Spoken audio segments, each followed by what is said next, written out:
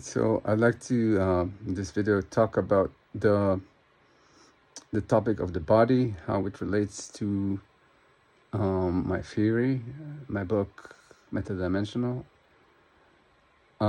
So to explain this, I will go back to the video game metaphor that I gave in a previous video. You can find it in this, right next to this one.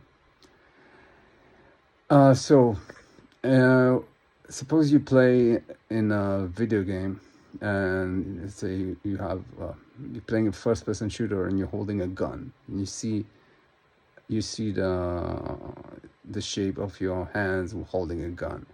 So in the game, you would think that that's the shape, the form of the body holding a gun. That's your body in the game. Like that's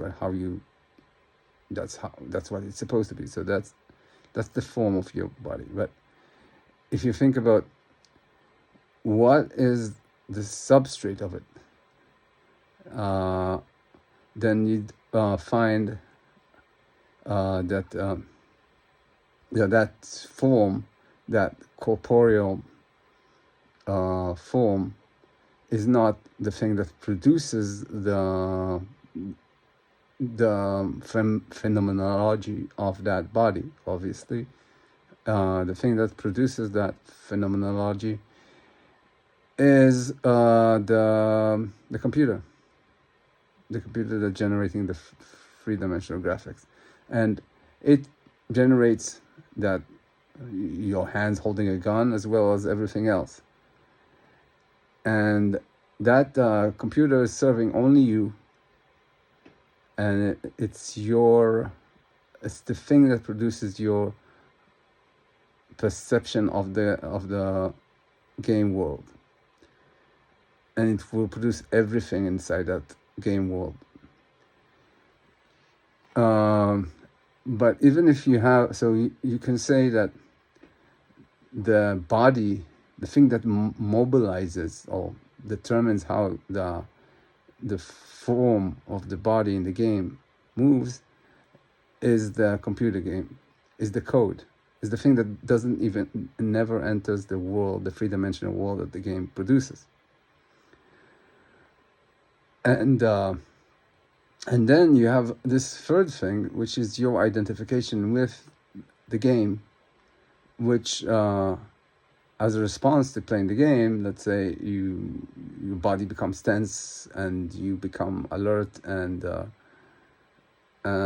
you dodge, like your entire body would like you would go through the motion of dodging your entire body just not to be hit by a projectile. And that's you. That's not in the game. That's not in the code. That's you. That's the player. And the player is actually has a bodily manifestation related with that game. So this actually describes the trinity of bodies that is kind of different from how you'd think about it otherwise. So the form of the body holding the gun, that's the biological corporeal body that you have, that you think you have. Like when you look at your body, you see it, and when you look in the mirror, you see that corporeal body. You see that form. That form doesn't produce your perception of it. That form is just a form, and what is the actual substrate that produces perception?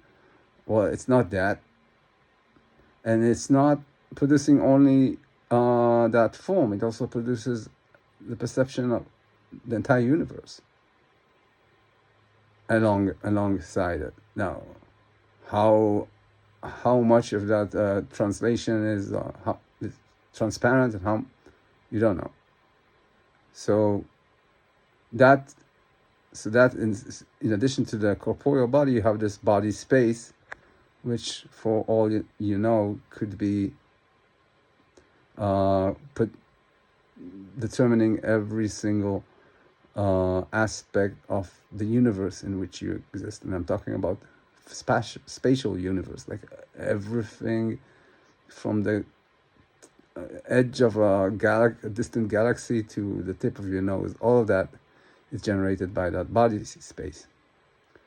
And then you have this third thing, which is the experiential body, which is how it feels uh, to be perceiving and to be interacting in reality as that body.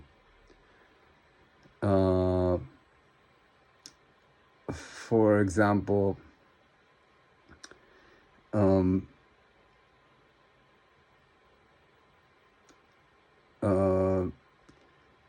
if, for example, when I speak, I will use my I will move my, at the very least, face to express the emotion, and it comes, and it's like it's inseparable. The manifestation as a body is inseparable from the experience of, let's say, happiness, sadness.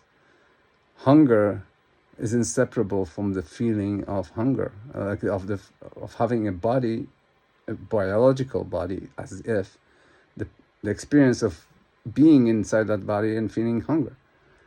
So that's the third component. So you have an experiential body. So that's the third component. So you have corporeal body, you have body space, and you have experiential body. Now, the thing that is hard to for if you're coming from physicalism, the thing that's hard, makes this complex, is that what you assume is that you're fine with the biological corporeal body being different from the body space, like from being from the substrate, the physical substrate.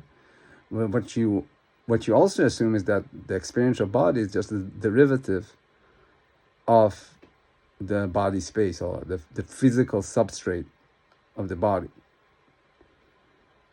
But that's no longer true when experience is fundamental, because then physicalism is no longer fitting. It no longer works. Can no longer create experience. So experience becomes an independent body. It's not a derivative of the physical substrate of the body. It is its own thing. More than that, it is intimate with experience. It is experience. So every experience has a corporeal expression in as a sensation, as a will, as the enactment of a story.